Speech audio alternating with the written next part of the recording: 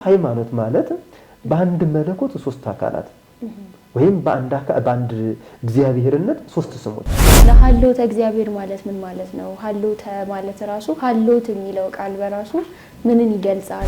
አብ በወልድ በመንፈስ ቅዱስ ህልው ሆኖ መኖር፣ ወልድ በአብ በመንፈስ ቅዱስ ህልው ሆኖ መኖር፣ መንፈስ ቅዱስ በአብ በወልድ ህልው ሆኖ መኖር። በጣም ከመፈተናቸው የተነሳ እኔ በቃ እግዚአብሔር ረስቶኛል፣ እግዚአብሔር የለም የተለያዩ ነገሮችን ሲያነሱ ይስተዋላሉ። እና ለነሱ እንዴት ነው የእግዚአብሔር መኖርን ማረጋገጥ የምንችለው? በቂም በተንኮል ሁላችሁ የምትጸልዩ ጸሎት ክንፍ የሌለው ወፍ ነው ይላል። ይሄ ሃይማኖት መቼ ተገለጠ? የመጀመሪያ ለመላእክት ተገለጠ። እግዚአብሔር ያድነኛል ከአውሬው ያድነኛል ብሎ መታመን።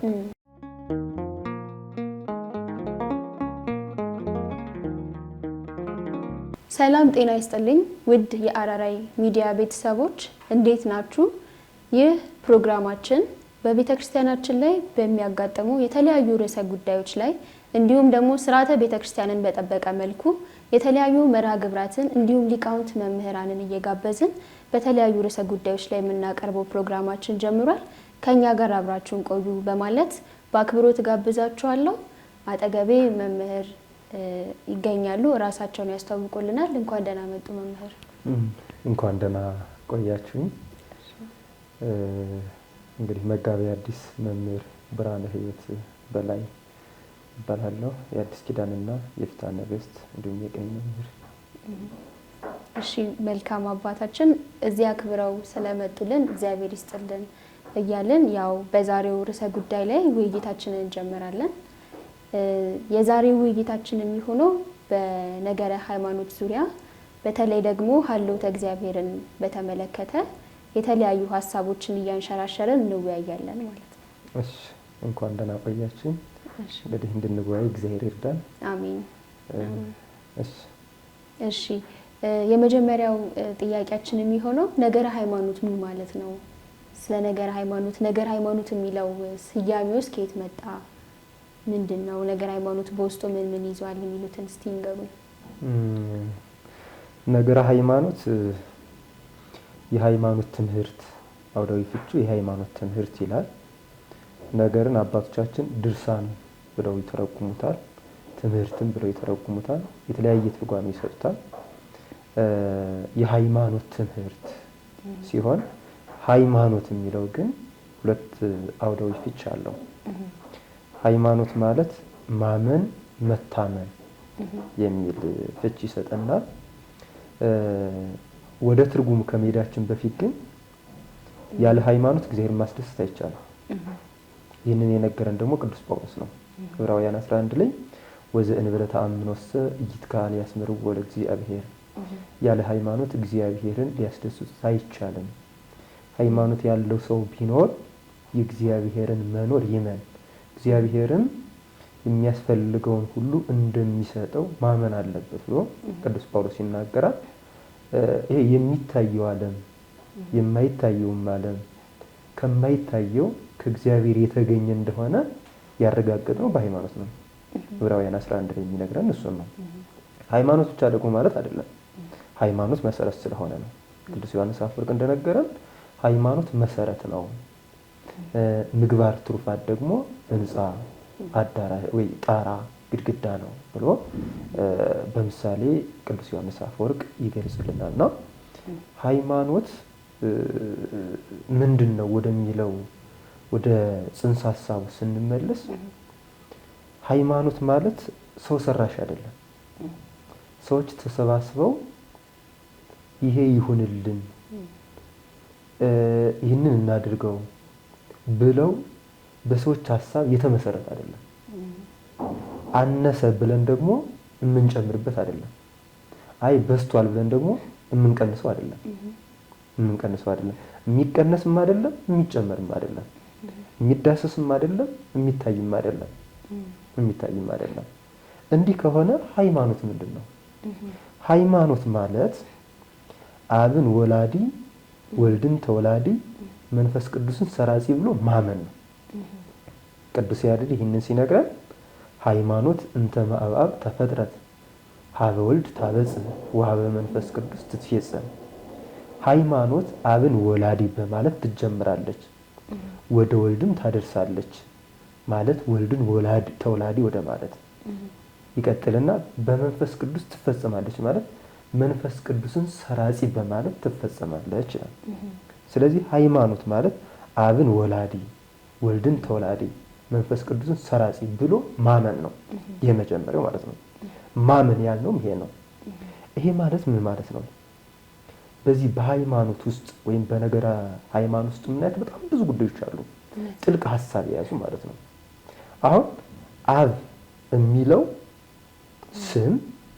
ስም የግል ዘላለማዊ ተጸውዖ ስም ወይም የባህሪ አብ የሚለው ስም ማለት የባህሪ ዘላለማዊ ተጸውዖ የግል ስም ማለት ምን ማለት ነው?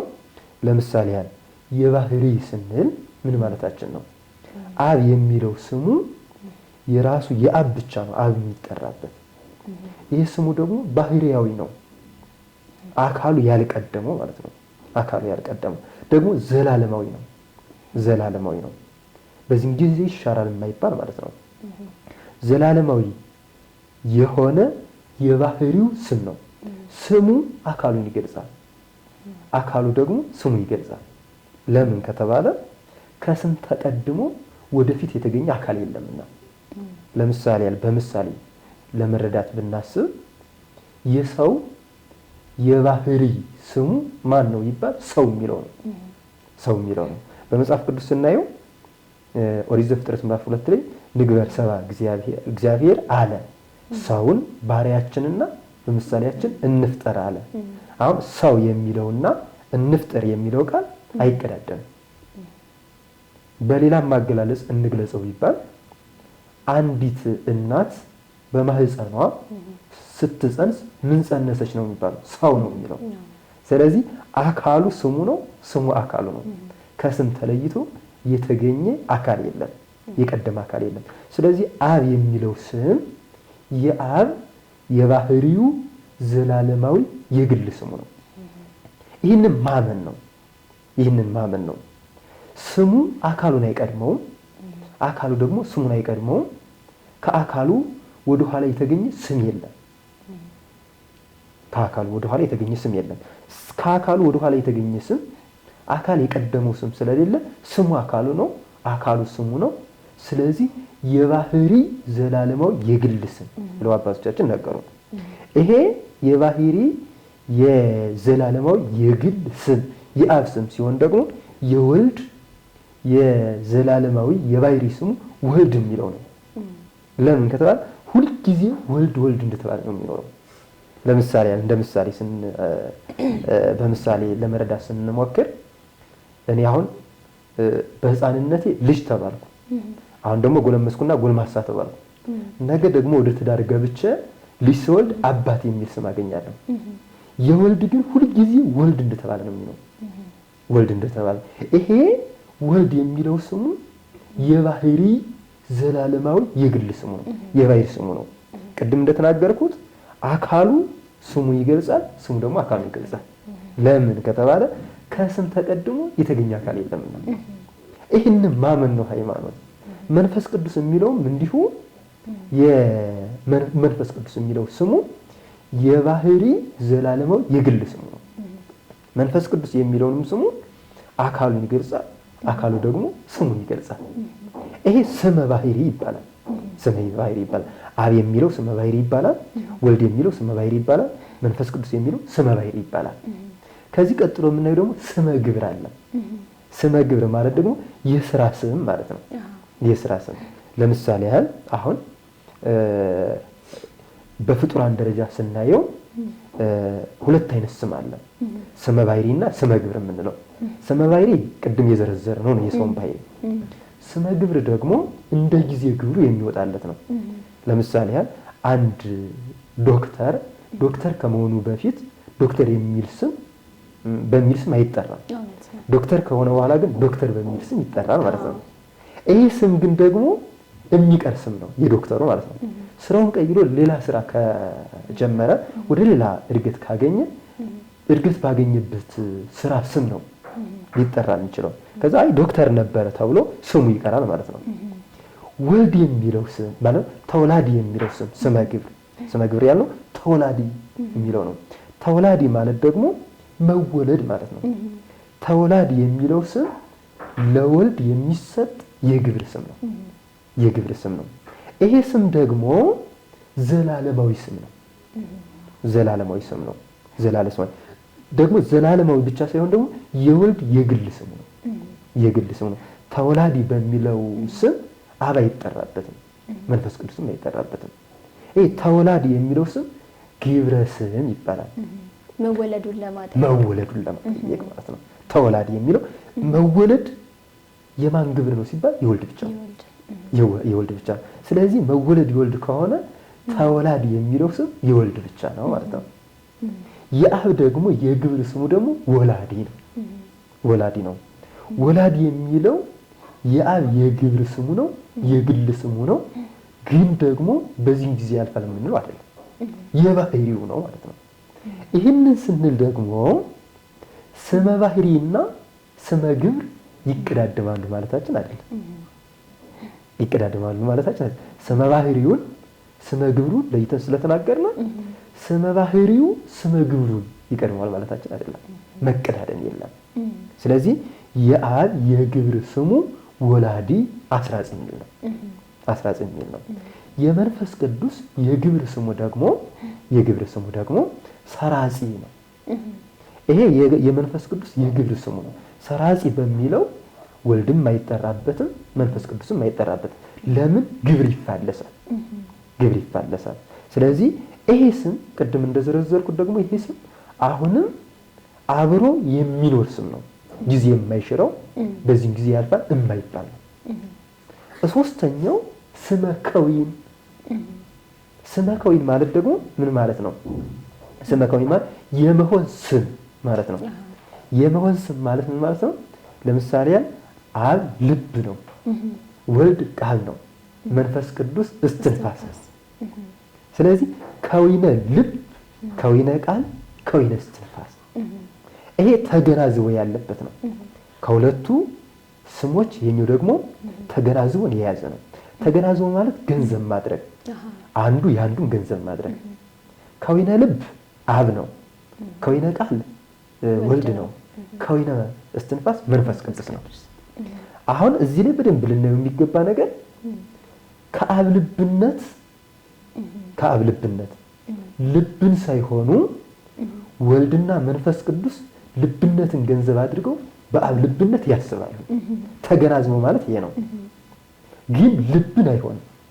ልብነትን ግን ገንዘብ ያደርጋሉ። ልብነትን ገንዘብ አድርገው በአብ ልብነት ወልድም መንፈስ ቅዱስም ያስባሉ። ይህ ደግሞ በጣም የሚደንቀው ደግሞ ልብነቱ ዓለም ነው። ሁለተኛው አብ ደግሞ ቃልን ሳይሆን ከወልድ ቃልነትን ገንዘብ አድርጎ በወልድ ቃልነት ወልድ አብን መንፈስ ቅዱስን ይናገራሉ።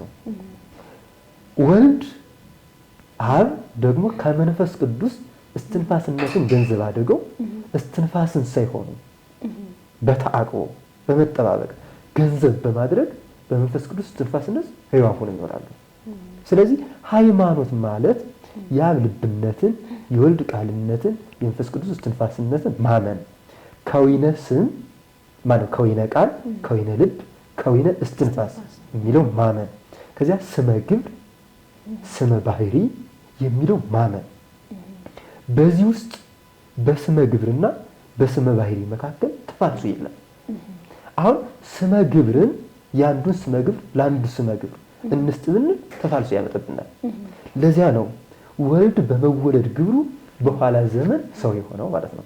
ለምን መንፈስ ቅዱስ ሰው አልሆነም? ለምን አብ ሰው አልሆነም? የሚል ጥያቄ ቢነሳ ስመ ግብራቸው አይደለም ወይም ስራቸው አይደለም። የመወለድ ስራው ወይም ግብሩ የማን ነው ሲባል የወልድ ስለሆነ ነው።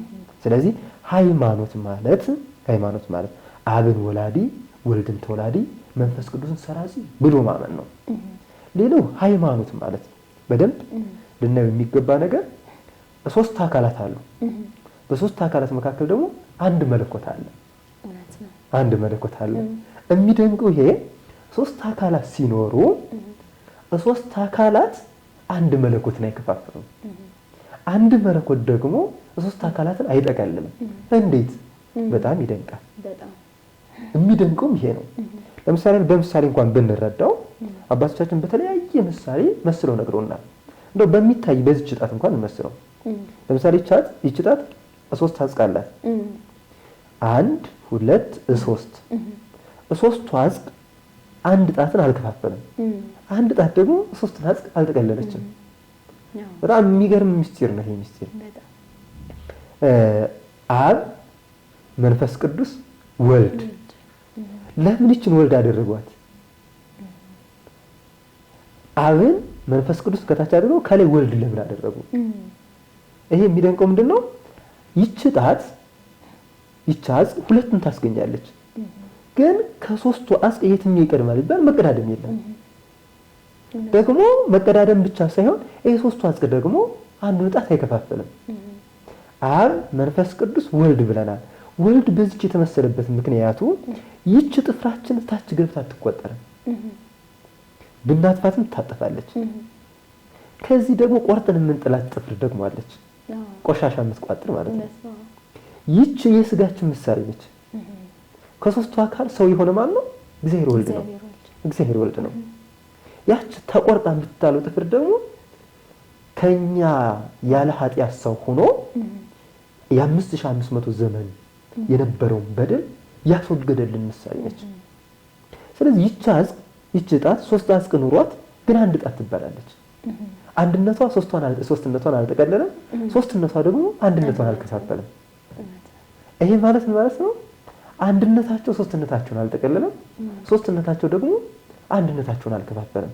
ስለዚህ ሃይማኖት ማለት በአንድ መለኮት ሶስት አካላት ወይም በአንድ እግዚአብሔርነት ሶስት ስሞች፣ በአንድ አምላክነት በአንድ ግብረ ባህሪ ሶስት ግብረ አፋዊ ግብር እንዳላቸው ማመን። አፋዊ ግብር ማለት የራሳቸው ተወላዲ፣ ወላዲ፣ ሰራጺ፣ አስራጺ የሚለው ማለት ነው።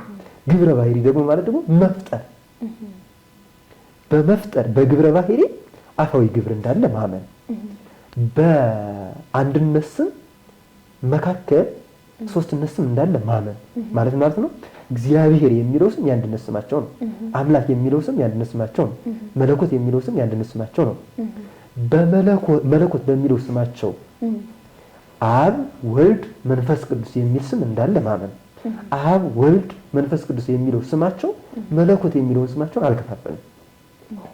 መለኮት የሚለው ስማቸው ደግሞ የአንድነት ስማቸው ደግሞ አብ ወልድ መንፈስ ቅዱስ የሚለውን ስም አልጠቀለለም። እግዚአብሔር የሚለው ስማቸው አብ ወልድ መንፈስ ቅዱስ የሚለውን ስም አልጠቀለለም። አብ ወልድ መንፈስ ቅዱስ የሚለው ስማቸው ደግሞ እግዚአብሔር የሚለውን ስም አልከፋፈለም። በደምብ ሲል ተወላዲ፣ ወላዲ፣ አስራጺ፣ ሰራጺ የሚለው ግብራቸው ደግሞ የግብር ስማቸው ደግሞ ፈጣሪ የሚለውን ስም አልጠቀለለም፣ አልከፋፈለም።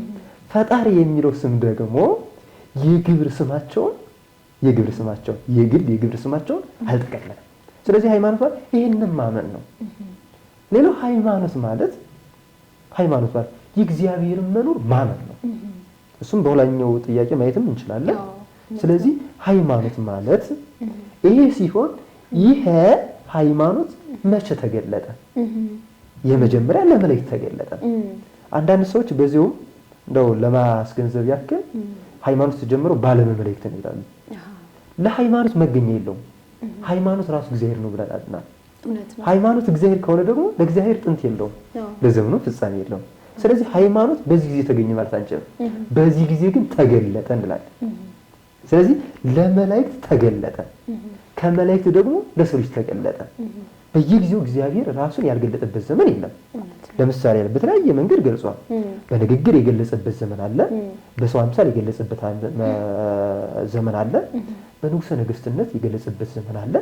ለምሳሌ በንግግር ንግበር ሰባ ባሪያን ወአምሳሊነ፣ ሰውን ባሪያችን በምሳሌያችን እንፍጠር ብሎ ተናገረ።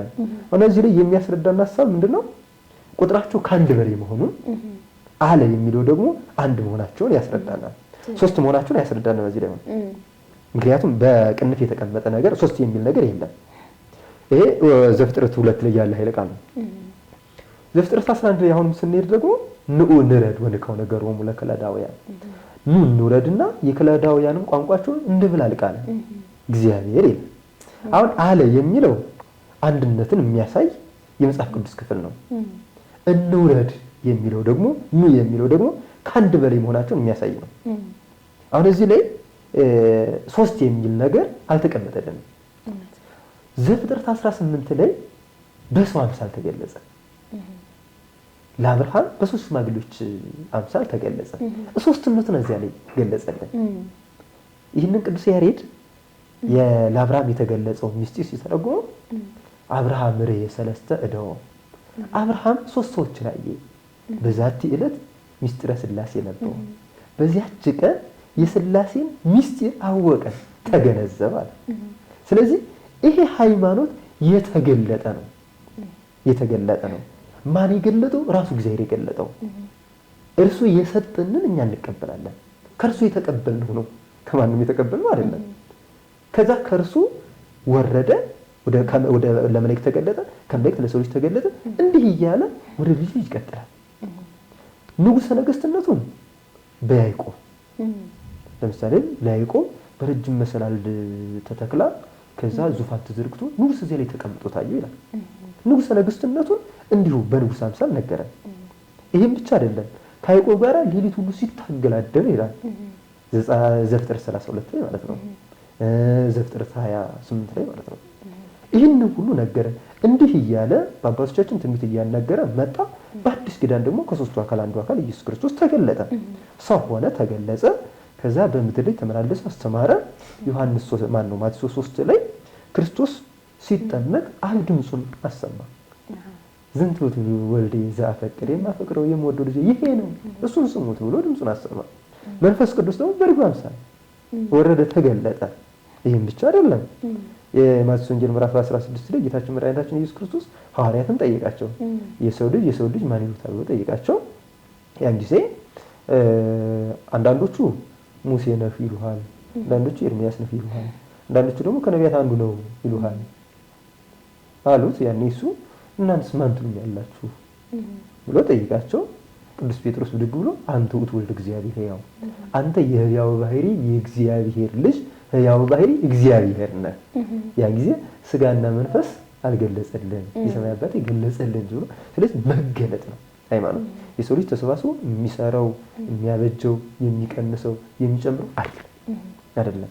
ለዚያ ነው ጌታችን መድኃኒታችን ኢየሱስ ክርስቶስ ፈሪሳውያን ሲወቅሳቸው እኔ መጥቼ ባልነግራችሁ ኖሮ በደል ባልሆናባችሁ ነበር፣ ነገር ግን እኔ መጥቼ ስለነገርኳችሁ ምክንያት የላችሁም ማለት ምክንያት የላችሁም። ስለዚህ ሃይማኖት ማለት እስካሁን ያወራነው ማመንና ያ ያመንነው ደግሞ የተገለጠ ነው። ለዚያ መታመን ለምሳሌ መታመን ማለት አራዊቱን እንስሳቱን የፈጠረ እግዚአብሔር ነው። እግዚአብሔር እንደሆነ የፈጠረ ካመን ለምሳሌ አንድ አውሬ መጥቶ ሊበላን ቢል እግዚአብሔር ያድነኛል ከአውሬው ያድነኛል ብሎ መታመን። ለምሳሌ ዳንኤል ከአናብስት ጉድጓድ ተጣለ። ከዛ በእግዚአብሔር ስለታመነ እግዚአብሔር ያንበሳውን አፍ ዘጋ። አንበሳው መጥቶ ሰገደ። በገድላትም የእነ አቡነ ገብረ መንፈስ ቅዱስ የእነ አቡነ ተክለ ሃይማኖትን የእነ አባ ሳሙኤልን ገድል ስናል ይህን ነው የሚነግረን። በእግዚአብሔር መታመን ያመንነውን ላመንነው ታምኖ መገኘት። እናደርገው ይዘዳሙ በእግዚአብሔር ታምኖ አይደል ዘንዶ መሰላል አድርገው ወደ ተራራው ወጡ ማለት ነው። ስለዚህ ሃይማኖት ማለት ይሄ ነው ማለት ነው። በጣም ግሩም ድንቅ የሆነ ትምህርት ነው የሰጡን አባታችን። ሌላው ጥያቄ የሚሆነው ደግሞ ያው በነገረ ሃይማኖት ክፍል ውስጥ ደግሞ አንደኛው መጀመሪያም እንደጠቀስ ነው ሀልዎተ እግዚአብሔር የሚለው ጉዳይ ይነሳል እና ሀልዎተ እግዚአብሔር ማለት ምን ማለት ነው? ሀልዎተ ማለት ራሱ ሀልዎት የሚለው ቃል በራሱ ምንን ይገልጻል? ምንድነው? ምንን ለማሳየት ነው? ምንን ለማስተማር ነው? ሀልዎት የሚለው ስያሜው ራሱ ከየት መጣ? እስቲ እሱ ላይ በደንብ ሀሳብ እንዲሰጡኝ። በጣም ጥሩ ጥያቄ ነው። አመሰግናለሁ። ሀልዎት ማለት ሀለወ ኖረ ከሚለው ግስ የወጣ ቃል ነው። ሀልዎት ማለት መኖር ማለት ነው። ሀልዎት እግዚአብሔር ማለት የእግዚአብሔር መኖር ማለት ነው። የመጀመሪያ ሀልዎትን ከማየታችን በፊት እግዚአብሔር ማን ነው? እግዚአብሔር የሚለው እንዴ እግዚአብሔር የሚለው ማን ነው ሲባል አብ ወልድ መንፈስ ቅዱስ ነው። እግዚአብሔር የሚለው የሶስቱ የአንድነት ስም ነው ብለናል። ሶስቱም የሚጠሩበት ማለት ነው። አብም እግዚአብሔር ይባላል፣ ወልድም እግዚአብሔር ይባላል፣ መንፈስ ቅዱስም እግዚአብሔር ይባላል። ይህንን የነገረን አንድ ታላቅ ሊቅ ነው በሃይማኖት አቡ አንሰ ሶበ እብል እግዚአብሔር አው መለኮት እብል በእንተ አብ ወልድ መንፈስ ቅዱስ። እኔ መለኮት ወይም እግዚአብሔር ባልኩ ጊዜ ስለ አብ ስለ ወልድ ስለ መንፈስ ቅዱስ እናገራለሁ ነው። ስለዚህ ሀልዎት እግዚአብሔር ማለት የእግዚአብሔር መኖር የእግዚአብሔር መኖር ማለት ዓለም ሳይኖር ከዓለም በፊት የነበረ ዓለምን ፈጥሮ ያለ ዓለምን አሳልፎ የሚኖር ማለት ነው። አንደኛው ዓለም ሳይቀድመው ዓለም ሳይሆነው ዓለም ሳይሆነው ለዓለም ዓለም ሆኖ የኖረ አሁንም ለዓለም ዓለም ሆኖ ያለ ወደፊትም ዓለምን አሳልፎ ለዓለም ዓለም ሆኖ የሚኖር ማለት ነው። ዓለም ሆኖ የሚኖር አንደኛው ይሄ ነው። ሁለተኛው የእግዚአብሔር መኖር ማለት አብ በወልድ በመንፈስ ቅዱስ ህልው ሆኖ መኖር፣ ወልድ በአብ በመንፈስ ቅዱስ ህልው ሆኖ መኖር፣ መንፈስ ቅዱስ በአብ በወልድ ህልው ሆኖ መኖር ማለት ነው። እንዴት ነው እሱ ሲተነተን ህልው ማለት ምን ማለት ነው? ለምሳሌ እዚህ ውስጥ ሶስቱን አምፖሎች እንውሰድ። 1 2 3 ብለን እንውሰድ።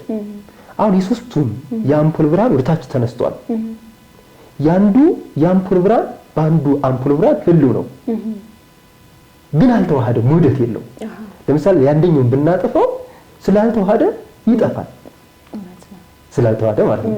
ስለዚህ ያንዱ የአምፖል ብርሃን በአንዱ የአምፖል ብርሃን ህልው እንደሆነ ግን ውህደት እንደሌለው የአብ በወልድ በመንፈስ ቅዱስ ህልው ሆኖ መኖር ውህደት የለውም።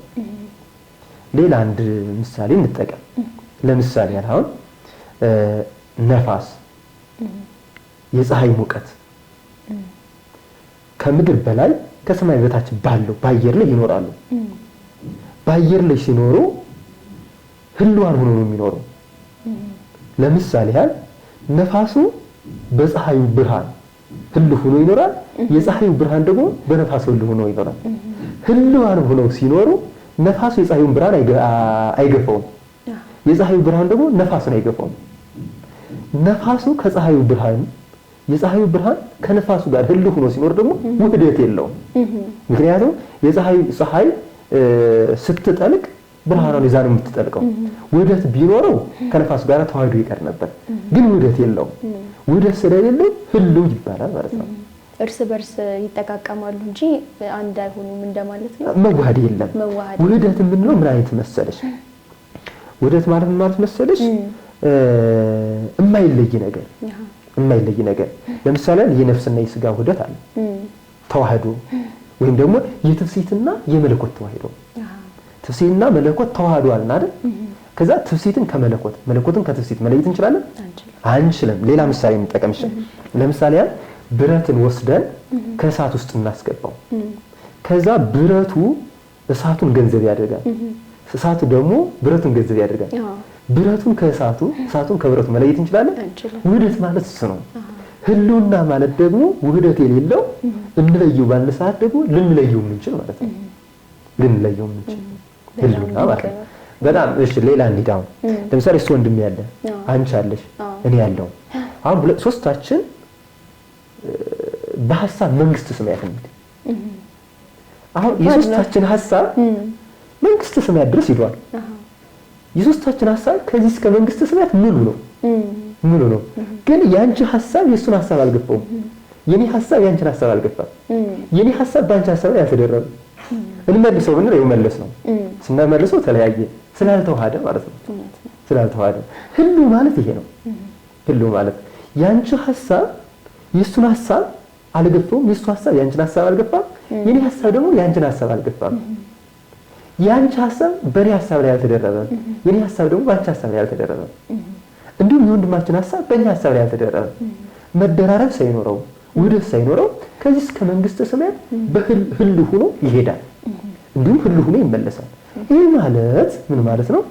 አብ በወልድ በመንፈስ ቅዱስ ህልው ሆኖ ሲኖር አይደራረብም፣ ውህደትም የለውም። መንፈስ ቅዱስም እንዲሁ ወልድም እንዲሁ። ስለዚህ ሀልዎተ እግዚአብሔር ማለት የመጀመሪያው የእግዚአብሔር መኖር፣ ሁለተኛው የአብ በወልድ በመንፈስ ቅዱስ ህልው ሆኖ መኖር፣ የወልድ በአብ በመንፈስ ቅዱስ ህልው ሆኖ መኖር፣ የመንፈስ ቅዱስ በወልድ በአብ ህልው ሆኖ መኖር ማለት ነው። ውህደት የሌለው መደራረብ የሌለው መጨፈላለቅ የሌለው ማለት ነው። መጨፈላለቅ የሌለው። ስለዚህ ሀልዎተ እግዚአብሔር ማለት ይሄ ነው ማለት ነው። ቃሉስ ሀልዎተ የሚለው እንዴት መጣ? ከየት መጣ? ከግስ የግስ ሀለው ኖረ ከግስ የመጣ ቃል ነው። ቅድም እንደነገርኩት ሀለው ማለት ኖረ ማለት ነው። ሀልዎት ማለት መኖር ማለት ነው። ከግስ የመጣ ኃይለ ቃል ነው። ስለዚህ እንዲህ ከሆነ ሀልዎተ እግዚአብሔርን እንዴት መረዳት እንችላለን? ሀልዎተ እግዚአብሔርን እንዴት መረዳት እንችላለን? ሀልዎተ እግዚአብሔርን ሐሳቡን እንደላክሽልኝ ያንን ነው የሚያሳየው። የእግዚአብሔር መኖር ካየነ የእግዚአብሔር መኖር በምን ይገለጻል? በተለያየ መንገድ አባቶቻችን ገልጸውታል። የመጀመሪያ በመጽሐፍ ቅዱስ እንየው። ሮሜ 1 ስናነብ እግዚአብሔር ይላል ፍጥረቱን በመፍጠሩ ይታወቃል ይላል። ስለዚህ አንዱ እግዚአብሔርን ወይም የእግዚአብሔር መኖር ከምናውቅበት መንገድ ምንድነው ከተባለ ስነ ፍጥረት ነው። ስነ ፍጥረትን ካለ መኖር ወደ መኖር አንስቶ በመፍጠሩ እግዚአብሔር እንዳለ እናምናለን። ስነ ፍጥረት ካለ መኖር ወደ መኖር መጥቶ ተፈጠረ። ካለ መኖር ወደ መኖር መጥቶ ሲፈጠር እስካሁን ድረስ ሳይቃወስ ይኖራል። ለምሳሌ ሰማይ አልተናደም እስካሁን ድረስ። መሬት ውሃ ላይ የተነጠፈችው፣ ውሃው ደግሞ ከምን ላይ የተነጠፈ ሲባል ከእሳት ላይ የተነጠፈ፣ እሳቱ ደግሞ ከምን ላይ የተነጠፈ ሲባል ከነፋስ ላይ የተነጠፈ፣ ነፋሱ ደግሞ ከየት ላይ የተነጠፈ ሲባል በፋሮስ ላይ የተነጠፈ። ስለዚህ መሬቱ እንዴት ውሃው መሬቱን እንዴት አልሸረሸረው? ውሃውን ወርታችሁ ወርዶ እሳቱን እንዴት አላጠፈው? እሳቱ ወደ ወጥቶ ደግሞ ውሃውን እንዴት አላፈለው? ይሄ የሚደንቅ ነገር ነው።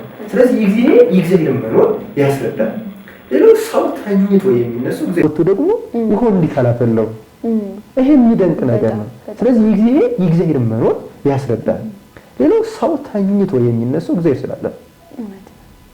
እንዲህ ቆሞ መሄድ የሚችለው እግዚአብሔር ስላለ ነው። ለምሳሌ ሰውን እንዳሳብ የአሳ ህይወቱ ባህር ነው። ከባህር ከወጣ ምን ነው ከተባለ ምን ከተባለ ሌላ በቃ ራሱ እየነገረን እናገር። እኔ ግድ ነኝ እናንተ ቅርንጫፎች ናችሁ ብሏል። ስለዚህ ቅርንጫፉ ከግንዱ ከተለየ ቅርንጫፉ ምንድነው ሊሆን የሚችለው? ልምላሜ የለውም፣ ፍሬ የለውም፣ ይደርቃል፣ ይወርቃል። አሁን ቅርንጫፉ ያለ ግንድ መኖር አይችልም። ግንዱ ግን ያለ ቅርንጫፍ መኖር ይችላል። ይሄ ማለት ነው ግንዱ እሱ ነው፣ ቅርንጫፎቹ እኛ ነን። እርሱ ያለኛ መኖር ይችላል፣ እኛ ግን ያለሱ መኖር አንችልም። ምክንያቱም እኛ ሳንኖር እግዚአብሔር ነበረ፣ እኛ ካለፍንም በኋላ እግዚአብሔር ይኖራል። ስለዚህ እግዚአብሔር መኖሩን ከምናውቅባቸው መንገዶች አንዱ ስነ ፍጥረት ነው። ሁለተኛው ማዕረገ ቅዱሳን ነው። ማዕረገ ቅዱሳን የቅዱሳን ማዕረግ ማለት ነው። ለምሳሌ እግዚአብሔር መኖሩን ማን አስረዳን? ቀደም እንደነገርኩሽ ለአብርሃም በሶስት ሰዎች አምሳል ተገለጸ። ከዚያ ከአብርሃም ጋር ተነጋገረ። የዛሬ ዓመት ልጅ ትወልዳለህ ብሎ እግዚአብሔር አብርሃም አናገረው። በቤትም ገብቶ እስከ መስተናገድ ደረሰ። ስለዚህ ሀልዎተ እግዚአብሔር በማን አወቅ ነው ከተባለ በአብርሃም አወቅ ነው ማለት ነው። ሲቀጥል አሁን ከያዕቆብ ጋር ዘጸአት 32 ላይ ሌሊቱን ሙሉ ሲታገል አደረ ይላል። ለዚያም ነው ያዕቆብ ሌሊት ያድርግልን የምንለው ማለት ነው። ያዕቆብ ከእግዚአብሔር ጋር ሲታገል አደረ። ከዛ እንደውም ያዕቆብን ደስ ይበለው ብሎ እግዚአብሔር ተሸነፈና ኋላ ደግሞ አምላክነቱን ገለጸበት። ያኔ ያዕቆብ ሽባ ሆነ። ከዛ ስሙን ጠየቀው እግዚአብሔር። በጣም የሚደንቀው አሁን የያዕቆብ ስም ለእግዚአብሔር ይጠፋል፣ ግን ለያዕቆብ ያለውን ፍቅር ሊገልጽ ስም ማን ነው አለው። ያዕቆብ ነው አለው። አይ ከዚህ በኋላ እስራኤል ትባላለህ አለው። ያዕቆብ መልሶ ጠየቀና አንተስ ማን ትባላለህ አለው። ያን ጊዜ ስሜ ድንቅ ነው፣ ስሜን ለምን ትጠይቃለህ? ስሙ በራሱ ድንቅ ነው። ስሙ በራሱ ድንቅ ስሙ ማን ነው እንባል ራሱ ማወቅ አንችልም። ስለዚህ ያዕቆብ ነገረን መኖሩን። ከዛ ከሙሴ ጋር ደግሞ ዘጸአት 3 ላይ ተነጋገረ። እንደውም ሙሴ 570 ጊዜ ተነጋገረ ነው። ቃል ለቃል ተነጋገረ። እንደውም ሙሴ ከእግዚአብሔር ጋር ይማከር ነበር። እግዚአብሔር እስራኤል ላጠፋቸው ነው ሲል አይ ተው እንጂ ጌታዬ ከግብፅ አውጥተህ በምድረ በዳ ብታጠፋቸው አይ የአምላካቸው ወደ ከናን አስገባቸዋለሁ ብሎ ነበር ለካ እንዲህ በምድረ በዳ ሊያጠፋቸው ነው ብለው ይዘባበቱብን ብሎ ሙሴ እግዚአብሔርን ይመክር ነበር ማለት ነው። እንደውም ነብዩ እግዚአብሔር ቅዱስ ዳዊት ምንድነው ሙሴ ባይኖር ኖሮ በመቅሰፍት ጊዜ እስራኤል ይጠፉ ነበር ነው የሚለው። ስለዚህ በማዕረገ ቅዱሳን እግዚአብሔር መሮን እናውቃለን። እነ ኢሳይያስ አይተውታል። ትንቢተ ኢሳይያስ 6 ላይ እነ ሕዝቅኤል አይተውታል። በፈለገ ኮር ይያሉ እሱን አይተውታል። ስለዚህ በማዕረገ ቅዱሳን የእግዚአብሔር መሮን ማረጋገጥ እንችላለን ማለት እንደ መጽሐፍ ቅዱስ። አባቶቻችን በምሳሌ ሲያስረዱን ደግሞ የእግዚአብሔር መኖር በምን እናውቃለን ከተባለ በነፍስ። እንዴት በነፍስ ይታወቃል? በጣም ጥሩ። ለምሳሌ አሁን ነፍስ ያያት ያወቃት የዳሰሳት መጠኗ ምን ያክል እንደሆነ የሚያውቅ ሰው አለ? የለም።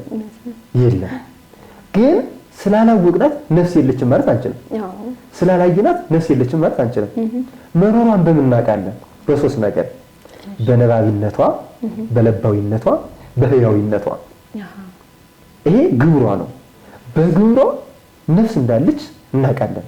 ለምሳሌ ነፍስ የተለየው ስጋ ሊጠራ የሚችለው ሰው ተብሎ አይደለም፣ አስከሬን ተብሎ ነው። ለምን? ነፍስ ተለይተዋለች ነው። ሁለተኛ ተናገር ብንለው ሊናገር አይችልም። አዳምጥ ብንለው ሊያዳምጥ አይችልም። የሆነ ነገር ልናስፈራራ ብንሞክር ሊፈራ አይችልም። ለምን? ነፍስ ተለይተዋለች።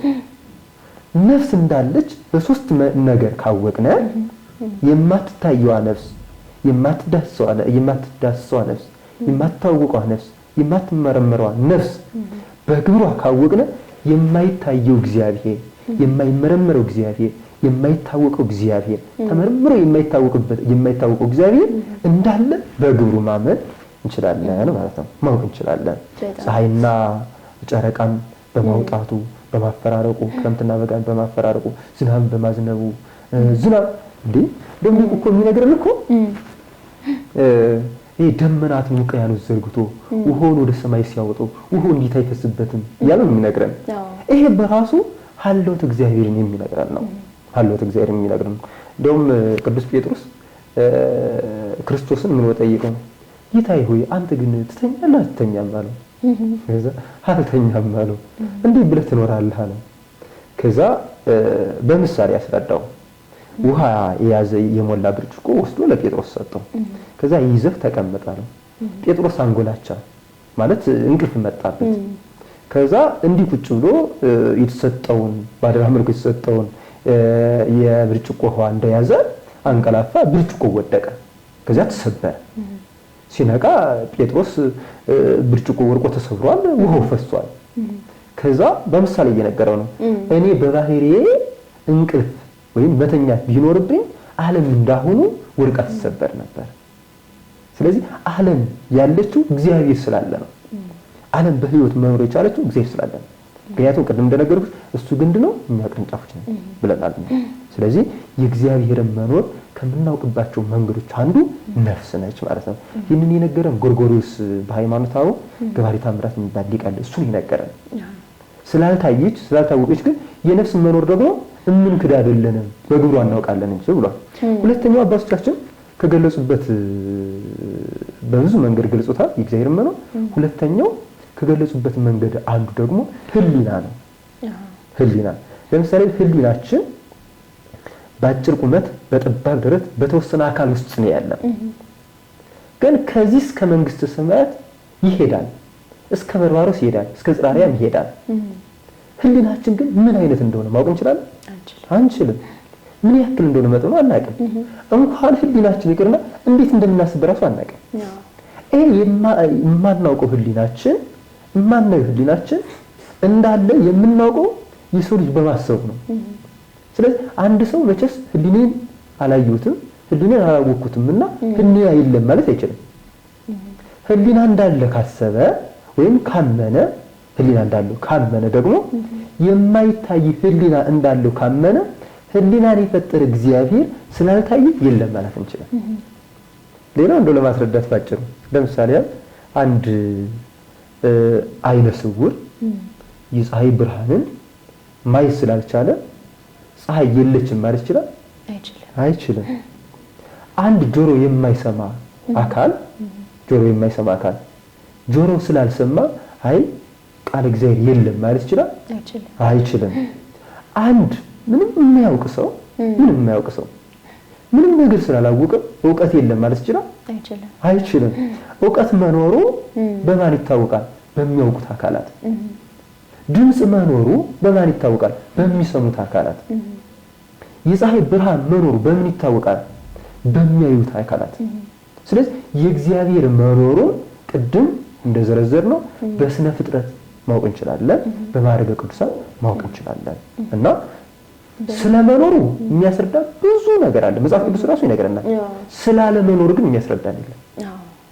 አሁን ችግሩ እሱ ነው። ስለመኖሩ የትም ሂጅ ስለመኖሩ መጽሐፍ ቅዱስ ይነግርሻል። ከዘፍጥረት እስከ ራዕየ ዮሐንስ ድረስ ከዚያ ማዕረገ ቅዱሳን ይነግርሻል። ተፈጥሮ ሁሉ ይነግርሻል። ስላለ መኖሩ ግን የሚያስረዳን ነገር የለም። ስለዚህ የእግዚአብሔርን መኖር በዚህ ማወቅና መረዳት እንችላለን ማለት ነው። በጣም የሚደንቅ ሀሳብ ነው መምህር። ብዙ ጊዜ በህሊና መድኃኒታችን ኢየሱስ ክርስቶስ የምናውቅበት አንደኛው መንገድ ነው ብለዋልና በህሊና ሲባል ያው በማሰብ በአይምሮ በምናደርገው ነገር ነው እና ብዙ ጊዜ ምዕመናንን በተለያዩ በምንሰማቸው ጉዳዮች ላይ እንሰማለን። አሁን በቅርቡ በተለይ አንዳንድ ሀሳቦች እየተነሱ ነበር። ምዕመናን በተለያዩ የህይወት ፈተና ውስጥ ያልፋሉና በጣም ከመፈተናቸው የተነሳ እኔ በቃ እግዚአብሔር ረስቶኛል፣ እግዚአብሔር የለም የተለያዩ ነገሮችን ሲያነሱ ይስተዋላሉ። እና ለነሱ እንዴት ነው የእግዚአብሔር መኖርን ማረጋገጥ የምንችለው?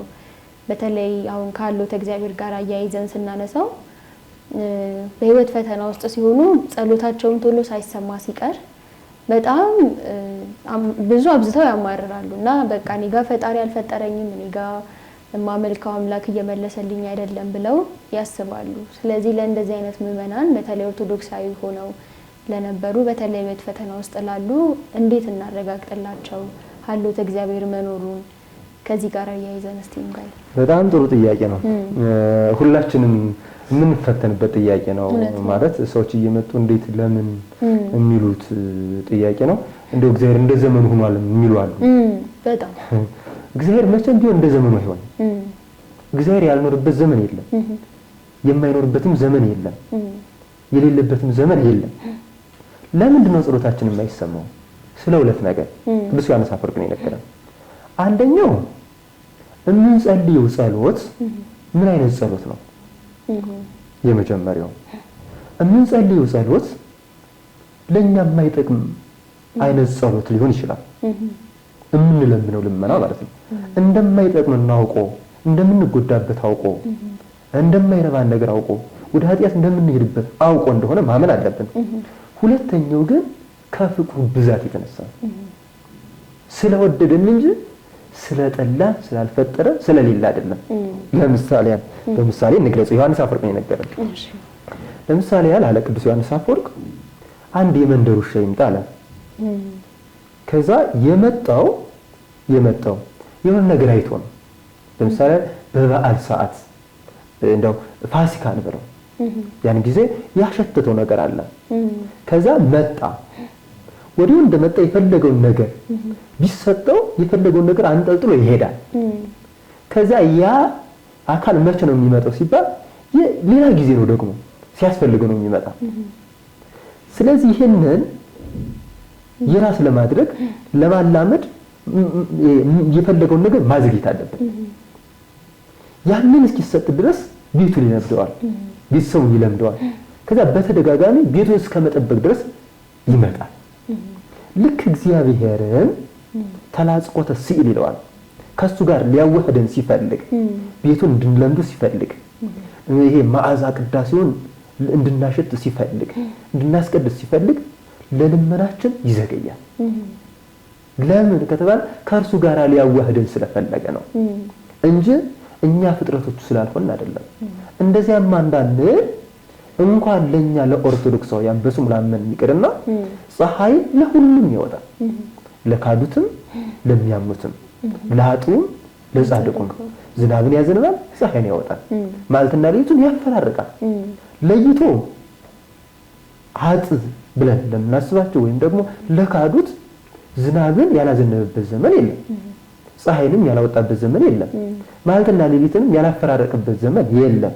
ፍጥረቶቹ እንደመሆናችን ዝናብን ያዘንብልናል፣ ፀሐይን ያወጣልና ማለትና ሌሊትን ያፈራረቀናል።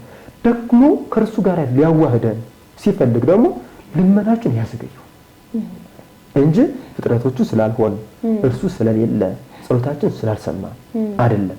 ሶስተኛው ግን ራሳችን መፈተሽ አለብን። አሁን ብዙ ጊዜ እኛ ራሳችን ሳይሆን ማየት የምናየው ሌላ አካል ነው የምናየው።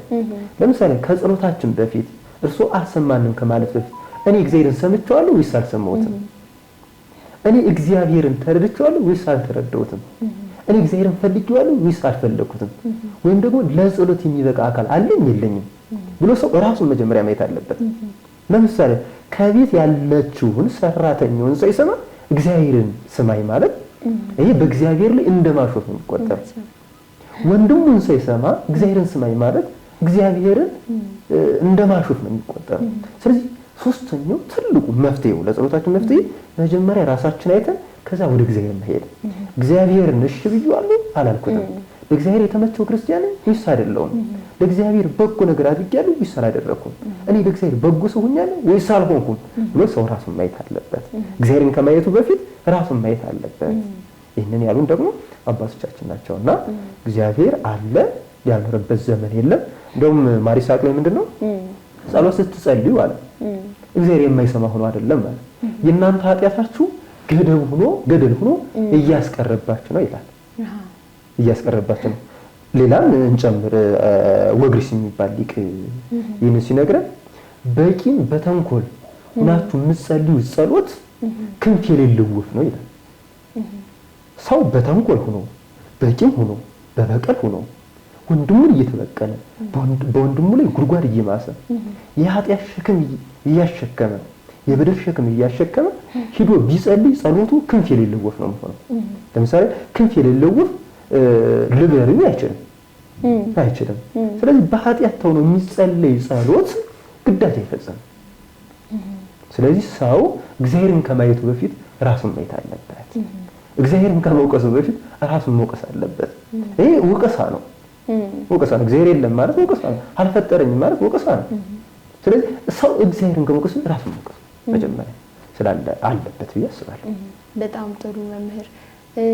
አሁን በዚሁ ጋር ተያይዞ ደግሞ ብዙ ጊዜ አሁን እየሰማን ያለ ነው ተጨማሪ ከዚሁ ርዕስ ሳንወጣ ወጣቶች ላይ ደግሞ የሚስተዋል ነገር አለ። በተለይ ስልጣኔ በሚል አንዳንድ ምክንያቶች የተለያዩ እግዚአብሔርን ወደ መመራመር ጥልቅ የሆነ ምርምር ውስጥ በመግባት ፈጣሪን አገኘ ነው አዋራ ነው ላይክ ወደ ሚል አይነት ሐሳብ ውስጥ የሚገቡ ወጣቶች አሉ።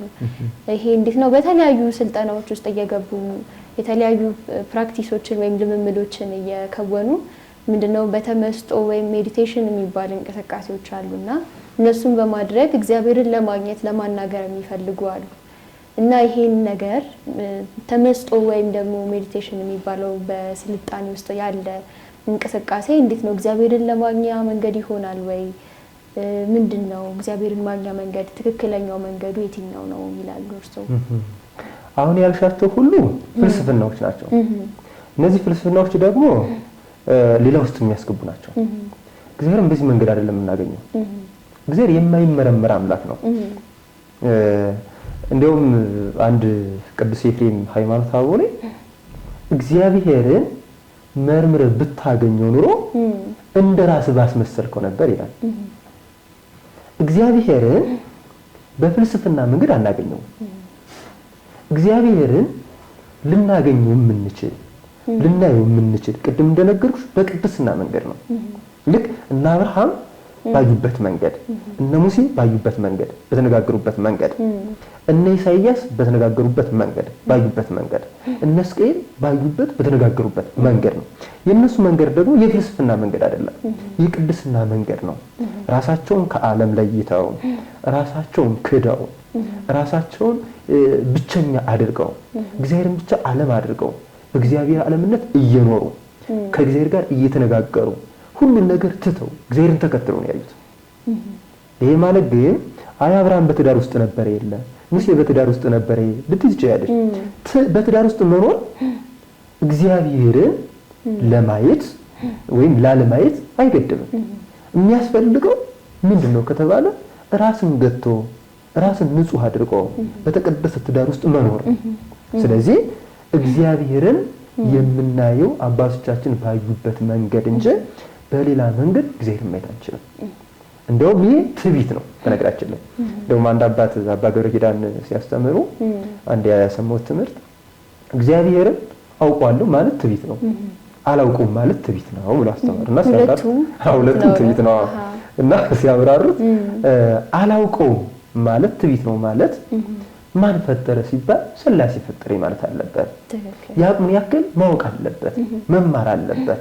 ይሄ በተፈጥሮ ዕውቀት ራሱ መታወቅ ያለበት ነው። እንደውም ሰለስቱ ምዕት በፍትሐ ነገሥት የአንድ የክርስቲያን የመጀመሪያ ትምህርቱ ቀዳሚው ቃል መማር ነው ይላል። የመጀመሪያ ትምህርት ማለት ነው እንግዲህ ለዚያ ነው ክርስትና አባት ክርስትና እናት የሚያስፈልገው ለዚያ ነው። ለዝምድና አይደለም፣ ሃይማኖት እንዲያስተምረው የሃይማኖት አባት ማለት ነው። ሃይማኖት እንዲያስተምረው እና እግዚአብሔርን አላውቀውም ማለት ትዕቢት ነው ማለት ሰው አቅሙ በፈቀደው ያክል ማወቅ አለበት፣ የሚችለውን ያክል ማወቅ አለበት፣ መማር አለበት። አውቀዋለሁ ማለት ደግሞ ፍጹም አውቀዋለሁ ማለት ደግሞ አይቻልም። ይሄ ደግሞ ክደት ነው ይላል። የበለጠ ትዕቢት ነው። ምክንያቱም እግዚአብሔርን ካወቅ ነው ማለት ነው። እግዚአብሔር ሳይሆን እግዚአብሔር ተመራምረን ያወቅነው ነን እግዚአብሔር መሆን ያለበት። ተመርምሮ የሚታወቅ እግዚአብሔር የለም። እግዚአብሔር እኛን ያውቀናል እግዚአብሔር ስለሆነ፣ እኛ ደግሞ ፍጡራን ስለሆነ እግዚአብሔር አናውቀው። ፍጹም በምልዓተ ባሕርይ አናውቀው። በምልዓተ ባሕርይ ግን ቅድም እንደነገርኩሽ አባቶቻችን ባዩበት መንገድ ይሁን ደግሞ እሱ በወደደው መንገድ ሲገለጽልን ነው። ከዛ ውጭ በትዕቢት መንፈስ እግዚአብሔርን አየዋለሁ እግዚአብሔርን አውቀዋለሁ ማለት አይቻልም። ይሄ ክደት ነው፣ ትዕቢት ነው። አሁን በመጽሐፍ ቅዱስ ላይ እንደምናየው እግዚአብሔር በተለያየ መንገድ ሲገለጥላቸው ቅድም እርስዎ በጠቀሱት ምሳሌዎች መሰረት እግዚአብሔር በራእይ ሲገለጥ ነበር፣ በህልም ሲገለጥላቸው ነበርና የመጽሐፍ ቅዱስ ማጣቀሻ በተለይ አሁን ወጣቶች እንዳልኩት ራእይ አየው ወይ ደግሞ ህልም አየው ወይ ደግሞ በተመስጦ ውስጥ የሆነን አካል ተገናኘው አናገርኩ እያሉ ያሉበት ትውልድ ላይ ስለደረሰን ከመጽሐፍ ቅዱስ አንፃር ደግሞ በራእይ እግዚአብሔር ሲታያቸው ሲያናገራቸው በህልም ሲገለጥላቸው በተለያየ መንገድ ክርስቶስ ሲገለጥ አይተናል በመጽሐፍ ቅዱስና እርሱን እንደማጣቀሻ ቢያነሱልን። ለምሳሌ አሁን ራእይ ወይም ህልም ከሶስት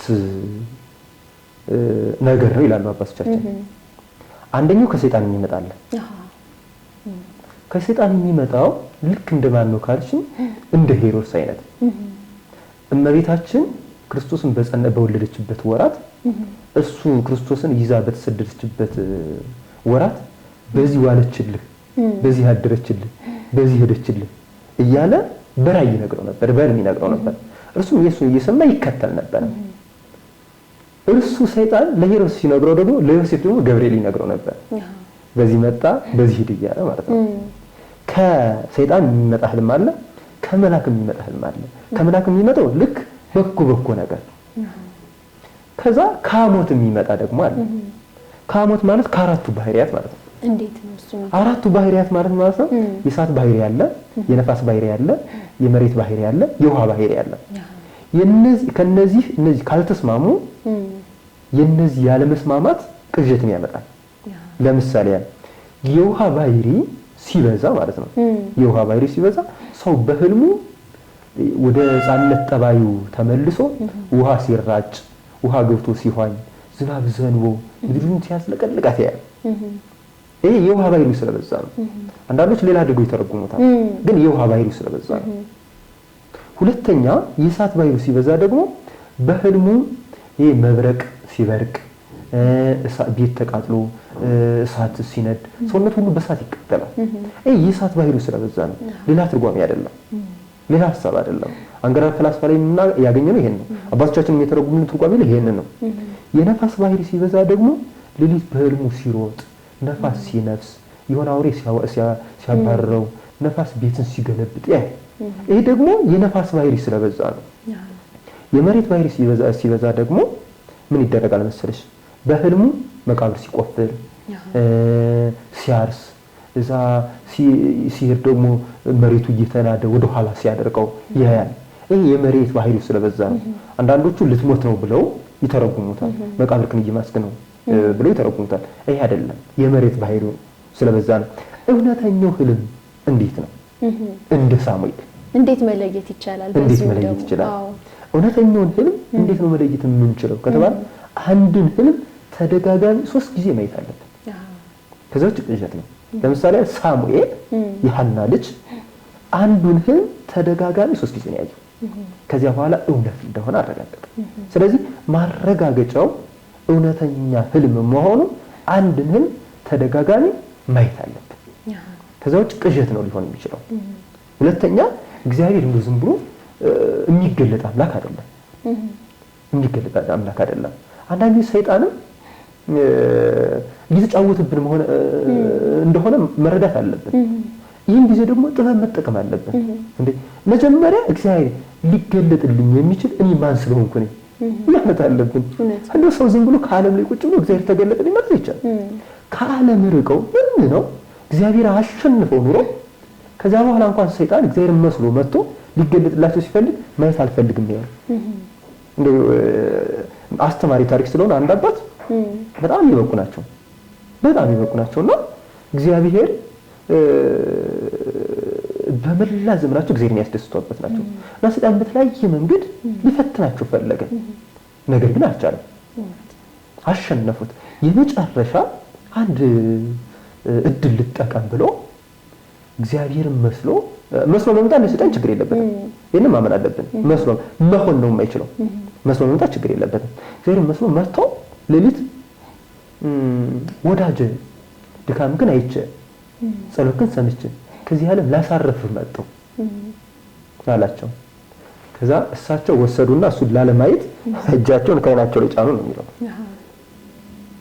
ከዛ እኔ እግዚአብሔር ነኝ እያልኩ እጅን ከዓይኔ ላይ ትጭናለህን አላቸው። ከዛ እሳቸው ምን አሉ? እግዚአብሔርም ሁን ሌላም ሁን እኔ እግዚአብሔርን የማይበት አቅም በዚህ ምድር የለኝም፣ በሰማይ ካየሁት ይበቃኛል። ያን ጊዜ ሰይጣን እንደ ትቢያ በኖ እንደ ጢስ ተኖ ጠፋ ነው የሚለው። ስለዚህ መጀመሪያ እግዚአብሔርን አየሁት ከማለት በፊት እግዚአብሔርን ለማየት እኔ ምን ያክል ብቁ፣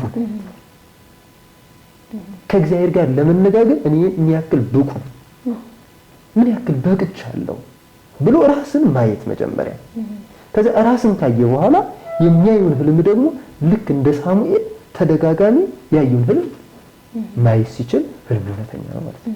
ህልምስ እንዴት ይታያል? አሁን ወይ የሰው ልጅ እንቅልፍ ሲያሸልበው ሲተኛ ነው ወይ ደግሞ ብቻ ረጅም ሰዓት ሲተኛ ነው ብዬ ነው የማስበው። ህልም የሚባለው ነገር ሲመጣ ከሰው ልጅ ስነ ተፈጥሮ ጋር በተገናኘ ደግሞ እንዲሁ በተመስጦ ቁጭ ብሎ አይኑን ጨፍኑ በማሰብ ረጅም ሰዓት በማሰብ ህሊናውን ወደ አንድ ቦታ ሰብስቦ በመቀመጥ ህልም ማለም ይችላል ወይም ደግሞ ራእይ ማየት ይችላል ወይ? እሱስ እንግዲህ እሱ ምንድነው እንደ ሰውየው ነው። እንደ ሰውየው ነው። ለምሳሌ አሁን ቅዱስ ጴጥሮስ ቁጭ ብሎ ሳለ እንቅልፍ መጣበትና እዛ አንገቱን ከጉልበቱ ላይ ጣል አድርጎ ተቀምጦ ሳለ እግዚአብሔር ታየው። ጴጥሮስ ተነስና ርቦት ነበር ይላል ትርጓሚው። ተነስና እሱን ሪአርድህ ብላለው። ከዛ እኔ የረከሰ ነገር አልበላም አለው። እኔ እያልኩ አንተ ዝም ትላለህን አለው። ከዛ ይሄንን ሊቃውንት ሲተረጉም ሂድና አሕዛብን አስተምር እያለው ነው ብለው ሊቃውንት ተርጉመውታል። ጴጥሮስ እንደዚያ ሆኖ ያየበት መንገድ አለ። ግን ጴጥሮስን የሆነ ሰው አለ ወይ ነው? አሁን እንደዚህ አሁን የምናይበት ጴጥሮስን ነው ወይ ነን ነው? በተለይ በዚህ ዘመን ላይ ነው። አሁን እንዲህ ቁጭ እንዳልኩኝ አየሁት። ምን ሰማችሁ ሌላችሁ ነገር አሁን ቅድም የሆነ ቪዲዮ ሳይ ነበር። ከገነት እጀ ጴጥሮስን አይቸው መጣው፣ ጳውሎስን አይቸው መጣው፣ ኋላ በአብ ቀኝ መቀመጫዬን አሰናድቼ መጣው የሚሉ ትውልድ ሁሉ ተነስቷል እኮ። አሁን ይሄ ትውልድ እንዴት ደርሶ መጣ ነው? አሁን ደርሶ ለመምጣት ጳውሎስን ነው ወይ? ለምሳሌ ጳውሎስ ወደ 7ኛው ሰማይ ተነጥቋል ብለናል። ወደ 3 ሰማያት ማለት ነው። ግን ወደ 3ኛው ሰማይ ሲነጠቅ ጳውሎስ የተነጠቀበት መንገድና የነበረው ህይወት እንግዲህ ያን ሁሉ 14 ድርሳናት ወይም ደግሞ ድርሳን የጻፈልን እንዴት ሆኖ ነው ምን ሆኖ ነው የሚለው መከራ መስቀሉን ተሸክሞ ነው። ስለዚህ አሁን ይሄ ሰው ወደ ላይ ደርሼ መጣው ካለ ጳውሎስን ነው ወይ? ወይም እንዲህ ቁጭ ብዬ ራእይ ያለው ካለ ጴጥሮስን ነው ወይ? ስለዚህ ጴጥሮስን ለሆነ ሰው ማየት ይቻላል። ጳውሎስን ለሆነ ሰው መነጠቅ ይቻላል። ቅዱስ ያሬድን ለሆነ ሰው ተነጥቆ መለኮታዊ ዜማን ሰምቶ መጣት ይችላል። ስለዚህ አየሁ ከማለት በፊት እኔ ጴጥሮስን እንደ ጴጥሮስ ለማየት ጴጥሮስ ሆኛለሁ ወይ ብሎ ራስን መፈተሽ። በጣም ጥሩ መምህራችን፣ በጣም ወደ ጥሩ አይነት ነጥብ እየመጣን ነውና ይሄን ካነሳን አይቀር አሁን መድኃኒታችን ኢየሱስ ክርስቶስ በተለያየ መንገድ ያው እየተገለጸ ለብዙ ጻድቃን ሰማዕታት እየታየ የእግዚአብሔር መኖርን እያረጋገጠን ነው። ስለዚህ አሁን በዚህ ዘመን ላይ በተለይ የእግዚአብሔርን እንዴት ነው የእግዚአብሔርን መንገድ ለመከተል እንደው እሱን ለማወቅ እሱን ለማየት ባንችልም እንዳሉን እንደ ጴጥሮስ እንደ ቅዱስ ያሬድ መድረስ ባንችልም ግን የሆነ ትሩፋት ያስፈልገናል ብዬ አስባለሁ። እና እነዛ ትሩፋቶች ምን ይሆኑ? በተለይ ወጣቶች ምዕመናን አሉ በክርስትና እምነት በደንብ ያልጠበቀ ሁኔታ ላይ ያሉና ጥብቅ የሆነ መረጃ ወይም እውቀት የሌላቸው ምዕመናን አሉ። እና እንዴት ነው እነዛ ትሩፋቶች ምንድናቸው? እነዛ ምግባራት ወደ እግዚአብሔር የሚያቀርበን እግዚአብሔር አለ ወደሚለው ወደ ማመን የአማኝ በሆኑ በተለይ ለሆኑ ሰዎች እንዴት ነው እነዚህ መንገዶች ምንድናቸው? በተለይ ፍልስፍና ውስጥ ላሉ ወጣቶችም በጣም ጥሩ ነው። አሁን አንዳንድ ሰዎች መጽሐፍ ቅዱስን ሳይዩት ይሄዱና የፍልስፍና መጽሐፍ ያነባሉ። ከዛ የመጀመሪያ የሞላቸው ማነው? የፍልስፍና ዕውቀት ነው። በአይምሮአቸው የተሞላ የፍልስፍና ዕውቀት ነው። ግን አንድ ሰው መጀመሪያ ማንበብ ያለበት መጽሐፍ ቅዱስ ነው። ምክንያቱም ፍልስፍናው መጽሐፍ ቅዱስን አይመዝነው፣ መጽሐፍ ቅዱስ ግን ፍልስፍናውን ይመዝነዋል። ስለዚህ እንደ ጠቅላላ ዕውቀት አንድ ሰው ከሕፃንነቱ ጀምሮ እንደው አረጋውያን አባቶቻችንም ለልጆቻቸው የተለያየ ነገር ከመግዛት ይልቅ መጽሐፍ ቅዱስ ገዝተው አንዳንድ ብርሃንና እያነበቡ ይመጡ የእግዚአብሔርን መኖር ማወቅ መረዳት ይቻላል። ሁለተኛ ራስን ማወቅ ራስን መግዛት ይቻላል። ለምን? መጽሐፍ ቅዱስ የሚነግረን ስለ እግዚአብሔር መኖር፣ ስለ ንጽህና፣ ስለ ቅድስና፣ ስለ ትሩፋት፣ ስለ አባቶቻችን ተጋድሎ፣ ስለ አባቶቻችን አኗኗር። ስለዚህ የጴጥሮስን አኗኗር ለማወቅ የጴጥሮስን ታሪክ መጽሐፍ ቅዱስ ይማንበብ፣ ከዛ የጴጥሮስን አኗኗር መኖር። እንዴ አባቶቻችን አዩ ብለናል። አባቶቻችን እንዳዩ መጽሐፍ ቅዱስ ተጽፏል። እንዴት እንዳዩም ተጽፏል። ስለዚህ አባቶቻችን እንዳዩት ለማየት የአባቶቻችን ታሪክ ማወቅ፣ የአባቶቻችን ታሪክ ካወቅን ደግሞ የሄዱበትን መንገድ ማወቅ፣ የሄዱበትን መንገድ ካወቅን ደግሞ በሄዱበት መንገድ መሄድ። አሁን እነሱ በትዳር የተወሰኑ ሰዎች ናቸው። ነገር ግን ለዓለም እናት የምትሆን ልጅ ወልደው የሰጡ ለዓለም ብቻ ሳይሆን ለእግዚአብሔር እናት የምትሆን ልጅ ወልደው የሰጡ ቅዱሳን ናቸው። ይሄ የሆነው ምንድነው? አካሄዳቸውን ስላሳመሩ። ቅዱስ ዳዊት እኮ ምን ብሎ ተናግሯል? አርት ፍኖቴ ወኅረቴ፣ መንገዴን አቅና አካሄዴን ማሳመር አለ። መንገድ የተባለ ሃይማኖት ነው። ሃይማኖትን ያቅና።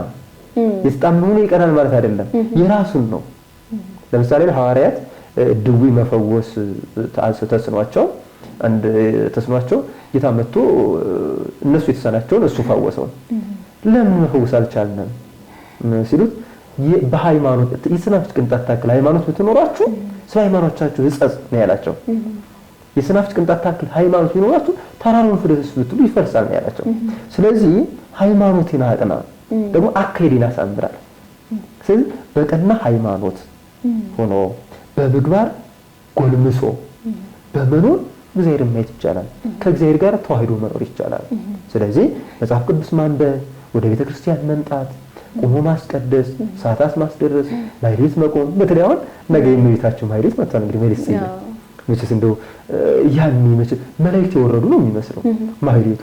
ያኔ ሄዶ ማስቀደስ፣ ያኔ ቆሞ ማህሌት ማደር፣ ያኔ ተአምሩን መስማት፣ ገድሉን መስማት፣ ይህንን ማንበብ ያኔ ይገባናል። እግዚአብሔር መኖር ይገባናል። የጽድቁን መንገድ ይገባናል። አባቶቻችን የሄዱበትን መንገድ ይገባናል። እነሱ በሄዱበት ከሄድ እነሱ ከደረሱበት እንደርሳለን ማለት ነው። ስለዚህ ለዚህ ሁሉ ወሳኙና ትክክለኛው መንገድ የሚሆነው ምግባርና ሃይማኖትን አንድ ላይ አጣምሮ መሄድ ነው ማለት ነው። እነሱ ውስጥ ደግሞ ያው ትህትና ይኖራል፣ ትህትናን ገንዘብ ማድረግ ይኖራል ምናምን። አሁን ላይ እየሰማናቸው ያሉ አስተምሮቶች ደግሞ በተለይ በጣም ራስን የበላይ አድርጎ ወደ ማሰብ ድረስ የሚያስኬዱ አንዳንድ ትምህርቶች አሉ፣ አዲስ የመጡ ትምህርቶች እና እነዛ ትምህርቶች ምንድነው የሚሉት? የሰው ልጅ በራሱ እንዲተማመን በጣም ኦቨር ኮንፊደንት እንዲሆን የተለያዩ አስተምሮቶችን ይሄ ሞቲቬሽን እየተባለ አነቃቂ ንግግሮች እየተባሉ ምን ሰማቸው ነገሮች አሉና የሰው ልጅ እግዚአብሔር ሁሉን ነገር ያደርግልኛል፣ በእርሱ ረዳትነት ነው የምኖረው፣ በእሱ አጋዥነት ነው የምኖረው የሚለውን የሚያስቀሩ አይነት አስተሳሰቦች አንተ በራስህ ማድረግ ትችላለህ፣ አንተ ሁሉ የበላይ ነህ፣ አንተ ማንም የበታች የሚያደርግህ የለም እየተባሉ ምን ሰማቸው አንዳንድ አስተምሮቶች አሉና ለዚህ ሁላ አፍራሽ ሊሆን የሚችለው ትትና ሊሆን ይችላል ወይ? እግዚአብሔርን መንገድ ለመሄድ አንደኛው እኔ እግዚአብሔር ነው የፈጠረኝ ብሎ ማሰቡ አንደኛው መንገድ ሊሆን ይችላል ወይ? እሱ ላይ እስቲ በደንብ ሀሳብ ስጡ። በጣም ጥሩ ጥያቄ ነው። በራስ መተማመን አይቻልም። በራስ መተማመን አይቻልም። ለምን ከተባለ እኛ ደካሞች ነን፣ እገዛ የሚያስፈልገን ሰዎች ነን። በጣም ዛሬ ቁመን ታይተን ነገ ደግሞ እንደ ጧት ጤዛ የምንጠፋ ሰዎች ነን። ልክ የኛ ውበታችን እንደ ጥቅምት አበባ ነው፣ አካላችን ደግሞ እንደ ሳር ነው። እንደውም ሲራክ በእውኑ እንደው ትል ይኮራልን ይላል፣ ይኮራልን ይላል። የሚያስኮራ አንዳችም ነገር የለም። ለምን ምንት ብከ ዘይነሳይ ከምካልከ ከሌላ ሰው ያላገኘው ምን ነገር አለ ይልና አይ ከሌላ ሰው ያላገኘሁት የራሴ የሆነ ነገር አለ ብሎ ቢመልስ ወምንት ብከ ዘይተውህበ ለከ ከእግዚአብሔር ያልተሰጠ ምን ነገር አለ ይላል። ስልጣናችን ከእግዚአብሔር የተሰጠ ነው። አካላችን ከእግዚአብሔር የተሰጠ ነው። ዕውቀታችን ከእግዚአብሔር የተሰጠ ነው። ሁሉ ነገር ከእግዚአብሔር የተሰጠ ነው። ሁሉ ነገር ከእግዚአብሔር ተሰጥቶን በራስ መተማመን የተሰጠንን ነገር ማጣት ነው። ለምሳሌ ዲያብሎስ ሁሉ ነገር ተሰጥቶታል አይደል? ከዛ በራሱ ተማምኖ አምላክ ነኝ ወደ ማለት ደረጃ ደረሰ። ከዛ በራሱ ተማምኖ አምላክ ሆናለሁ ብሎ አምላክነትን ሲፈልግ አምላክነትን አላገኘ። ግን ምን አጣ? ሁሉም ነገር አጣና ወደ እሱን ወደማይመጥን ዓለም ወረደ። እሱን ወደማይመጥን ኑሮ መጣ። አሁን እሱ በተፈጥሮ ቀድሞ የተቀድሞን ተፈጥሮ ተሳሰን እሱን ወደማይመጥን ዓለም መጥቶ እሱን ወደማይመጥን ኑሮ መጥቶ አሁን ይኸው በጨለማ ይኖራል ማለት ነው። ስለዚህ በራስ መተማመን ማለት ከእግዚአብሔር የተሰጠን ነገር ሁሉ ማጣት ነው። ሁለተኛም ስንጠቅስ ለምሳሌ አዳም አምላክነት ፈለገ። ከሰማይ በታች ከምድር በላይ ያለው ሁሉ ግዛ ተብሎ አሁን ራስን ወደ መተማመን ደረሰ። ነገር ግን ያ ራሱን መተማመኑ ራሱን ከፍ ማድረጉ አላዋጣው፣ ያለውን ነገር ሁሉ አሳጣው። እንቀጥል። ኦሪት ዘፍጥረት ምዕራፍ 11 ላይ እነዚህ 7 ሰናኦር የምንላቸው ምዕራፍ 11 ላይ ሲነበብ እናገኘዋለን። ህንጻ ገነቡ። ከዛ በፀሐይ አብስለው እስከ መብላት ደረሱ። ከዛ በራሳቸው ተማመኑና ስላሴን እንውጋሉ። እንውጋ ብለው ሲተማመኑ ከዛ ይሄ መተማመናቸው ጉልበታቸው ኃይላቸው አቅመ ቢስ ነውና ስላሴ ደግሞ ቋንቋቸውን እንቀላቀላሉ። ቋንቋቸው ተቀላቀለ። አንዱ አንዱን መስማት አልቻለም። የገነቡት ህንጻ ተናደ፣ አመድ ዱቄት ሆነ፣ እነሱም ጠፉ። እንግዲህ በራስ መተማመን የራስን ማንነት ያሳጣል። እንቀጥል። አሁን ኦሪት ዘፍጥረት ምዕራፍ 7 ኦሪት ዘጸአት ምዕራፍ 7 ጀምረን ስናነብ ወደ ኋላ እንመለሳለን። 7 ዘፍጥረት 7 ላይ ስናነብ 7 ካት በራሳቸው ተማመኑ፣ የእግዚአብሔርን ቃል አልሰማም አሉ። ኖህንም ላከላቸው፣ አንሰማም አሉ። ንፍር ውሃ መጣ አጠፋቸው። 7 ሰዶም እንዲሁ በራሳቸው ተማመኑ፣ ኃጢአቱን ሰሩ። ትዕቢታቸው አላስችላቸዋል፣ ኃጢአታቸው አላስችላቸዋል። እሳት መጥቶ እሳት አቃጠላቸው። እነ ፈርዖን ዘጸአት 7 ጀምረን ስናነብ እግዚአብሔርን አላቅ የእግዚአብሔርን ሕዝብ አለቅም ብሎ በራሱ ተማመነ። እንግዲህ 11 ታምራት እንግዲህ የተደረገው በራስ መተማመን እንዲህ አይነት መክሰፍት ያመጣል። ዝናብ ያዘንባል፣ እሳት ያዘንባል። እነ ሰናፍሬንም ስናይ ትውቱ ሕዝቅያስ በእግዚአብሔር ታመነ፣ ወደ እግዚአብሔር ሄደ። ዝቅ ብሎ ወርቆ መሬት ላይ እየተንከባለለ እግዚአብሔርን ለመነ፣ ከዙፋኑ ወርዶ ማለት ነው። ሰናክሬም በሰራዊቱ ተመካ፣ በኃይሉ ተመካ። እግዚአብሔርን አላቅም ማለት ኢየሩሳሌምን አጠፋለሁ አለ። ከዛ ለትሁቱ ለሕዝቅያስ 15 ዓመት እድሜ ተጨመረለት። ለሰናክሬም ደግሞ እስከ ሰራዊቱ መቅሰፍት ተላላከና ሰራዊቱ የተመካበት ሰራዊቱ ረገፈ፣ እርሱም በልጆቹ ሞተ። በራስ መመካት ማንነትን ያሳጣል። በራስ መመካት ማንነትን ብቻ ሳይሆን የራስ ትምክህት ለሌሎችም ይተርፋል። አሁን የፈርዖን ትምክህት ለሰራዊቱ ተረፈ። የሰናክሬም ትምክህት ለማን ተረፈ ሲባል ለሰራዊቱ ተረፈ። የሕዝቅያስ ጸሎት ደግሞ የሕዝቅያስ ትዕትና የሕዝቅያስ ዝቅ ብሎ መጸለይ ደግሞ ለኢየሩሳሌም ተረፈ። ኢየሩሳሌም ከሰናክሬም ሰራዊት መወረር አዳነ ማለት ነው። ያን ጊዜ ሕዝቅያስ ወደ እግዚአብሔር ተመልሶ እኔ ትቢያ ነኝ፣ እኔ ኃይል የለኝም፣ እኔ ደካማ ነኝ ብሎ ባይጸልይ በኃይሉ ቢመካ ነው ኢየሩሳሌም ትወረር ነበር። ስለዚህ የሱ ትሁት መሆን ኢየሩሳሌምን አዳነ እና የሰው ትሁት መሆን ለራስ ብቻ ሳይሆን ለሀገር ይጠቅማል። ትህትናን ደግሞ ያስተማረን ደግሞ በአዲስ ኪዳን ማለት ነው ራሱ እግዚአብሔር ክርስቶስ። እንግዲህ ከእግዚአብሔር መብለጥ ይቻላል? እግዚአብሔር ዝቅ ብሎ እግር ካጠበ እኛ ዝቅ ብንል እንዴ ከፍ ሊያስደርገን የሚችል ምን አይነት ስልጣን አለ? አረጋዊ መንፈሳዊ ትህትና ይቀድማል ጸጋ እግዚአብሔር። ትህትና የእግዚአብሔርን ጸጋ ይቀድማታል። ውርደትን ደግሞ ትዕቢት ይቀድማል። ትዕቢት የውርደት እናት ናት። ትህትና ደግሞ የጸጋ እግዚአብሔር እናት ናት። እንዲሁም ወገቢረ ትሕትናሁ ለብእሲ ያርጉ ውስተ ሰማይ፣ የሰው ትህትና መስራት ወደ ሰማይ ያሳርገዋል አለ። ትህትና በምድር ትመስላለች። ምድር ሁሉን ፍጥረታት እንደተሸከመች ትህትና የምግባራት ሁሉ መሰረት ነች። ስለዚህ አንድ ሰው በራሱ የሚያስመካ ትምክህት ስለሌለው ጌታችን መድኃኒታችን ኢየሱስ ክርስቶስን ያስተማረን ይሄን ስለሆነ ደግሞ ማርያም ሁለቱን ልጆቿን እንዲያነግስላት አመጣች እና ጠየቀችው። ከዛ ደቀ መዛሙርቱ እንዴት ሊሆን ይችላል እኛ ተቀምጠን የሚል መንፈስ ተነሳባቸው። ከእናንተ መካከል ትልቅ ሊሆን ቢፈልግ ወይም አለቃ ሊሆን ቢፈልግ እርሱ አገልጋይ ይሁን። አለቃ መሆን በራሱ አገልጋይ መሆን ነው። ንጉስ መሆን በራሱ አገልጋይ መሆን ነው። አገልጋይ እንድንሆን ዝቅ ብለን እንድንታዘዝ ነው ያስተማረን። እግር ዝቅ ብሎ ያጠበን ዝቅ ብለን እግር እንድናጠብ ያስተምራል። ስለዚህ ራሳችን ከፍ የምናደርግበት ራሳችን የምንሰቅልበት አንዳችም አቅም የለንም። ምክንያቱም ትንሽ ነገር እኛ በትንሽ ነገር ልንጠፋ የምንችል ደካሞች ፍጥረት ነን። እንግዲህ አይተናል ባለፈው ሻወር ቤት ወርቆ የሚሞሰው በመኪና አደጋ የሚሞሰው በተለያየ መንገድ የሚሞሰው እኔ በራሴ ኃይል በራሴ አቅም እተማመናለሁ ማለት የሚያተማምን አቃል የለው። ስለዚህ ለሰው ልጅ ትህትና ያስፈልጋል። እግዚአብሔር ያክብርልኝ መምህራችን፣ እጅግ በጣም ደስ የሚል ቆይታ ነበረን። አክብረው አራራይ ሚዲያ ቤቴ ነው ብለው አክብረው ሀሳቡን አስተያየቱን ትምህርቱን ሁሉ ሊነግሩን ስለመጡ እጅግ በጣም በድጋሚ አመሰግናለሁ። በአራራይ ሚዲያ እንግዲህ ተመልካቾቻችን ከመምህር አፈወርቅ ጋር የነበረን ቆይታ ይህንን ይመስል ነበረ። ሁላችሁም ቤተሰብ በመሆን ሰብስክራይብ በማድረግ ሚዲያችንን እንዲሁም ደግሞ ይህንን መረጃ በየጊዜው እንዲደርሳችሁ የደውሏን ምልክት በመጫን ላይክ፣ ሼር፣ ኮሜንት እያደረጋችሁ ሀሳብ አስተያየታችሁን ድጋፋችሁን እየሰጣችሁን ስል እጠይቃለሁ በትህትና። አመሰግናለሁ።